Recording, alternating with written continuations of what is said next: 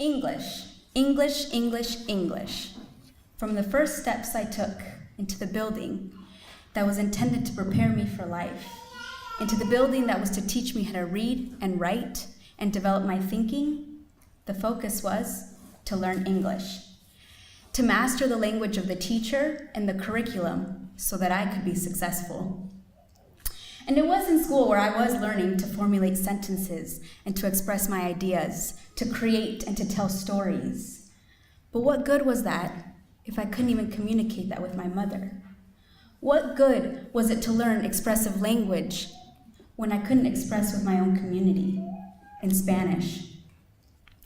See, I remember having multiple conversations with my mother and she getting so frustrated at me because I couldn't quite get out my ideas or what I was trying to say, mixing and matching English words and Spanish words, and sometimes even making up Spanish words. I even remember one time going back to Mexico and visiting my family, and my auntie looked at me and she said, "Ay, mija, te estás haciendo bien gringa," which translates into, "You're becoming so white." And I didn't feel white, and I certainly didn't look white, so I'm not sure why my aunt said that to me. See, but I also didn't realize that that's what the public education system was doing to me. See, the more proficient I became in English, the less and less important Spanish became to me as a cultural entity.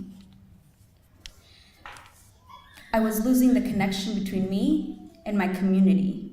School was eradicating my means of communication, and that was my home language. And it wasn't until I left a monolingual K-12 system that I realized that I had lost a large part of who I was, of my roots, my heritage, and my identity as a multilingual. And then I entered the space of growth, college, where I quickly learned that if I was going to survive the next 4 years, then I needed to find people who looked and who spoke like me. And so I began to build a little community around me of people who shared similar experiences with me.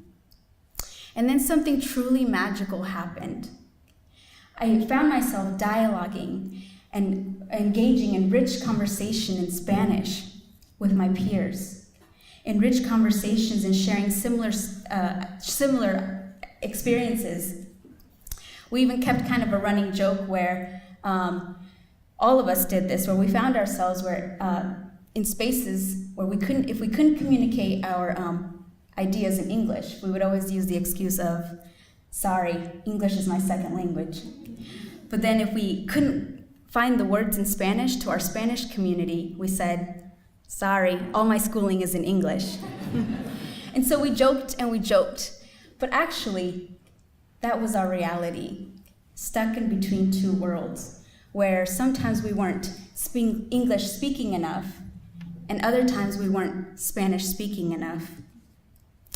And so I sat with that for a while, until I began to feel a little fire inside, a little fire and a sense of urgency, an urgency to take back what I had lost 12 years in the public school system. And that was my language. And I wanted to reclaim my identity as bilingual and as proud. And to refuse to give in to a monolingual system that forces students to fit into a one-size-fits-all that simply not all of us fit into, and nor do we want to fit into. And so my story has led me onto the path that I am today, my chosen path as an educator, a teacher, a bilingual teacher, where every day I get to teach the language of my mother, the native tongue of my grandmother, where I get to honor my students and their families, and where I get to honor those who have come before me, who have fought for bilingual education as a right. And so I teach my students the power of language, and I tell them that language is what keeps them connected to their family and their community, and that if you lose that, you lose your connection. And I tell my story today because I am passionate about bilingual education. Because bilingual education is a means to educational justice for bilingual students.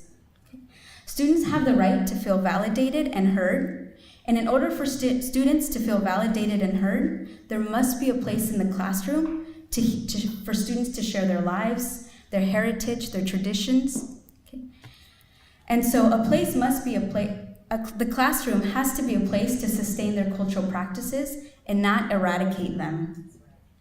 And that success does not mean trying to measure up as close as you can to whiteness that you forget your home language.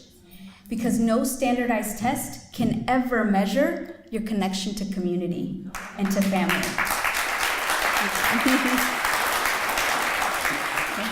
And there is nothing more empowering than to keep your home language.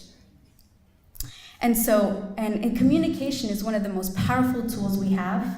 And educational justice means being able to communicate across generations. And I'm speaking to you today in the context of my language, which is Spanish. But whatever your home language means to you, keep that alive. Keep your home language alive so that our future generations won't need reminders that their language is beautiful and that language is powerful. Gracias.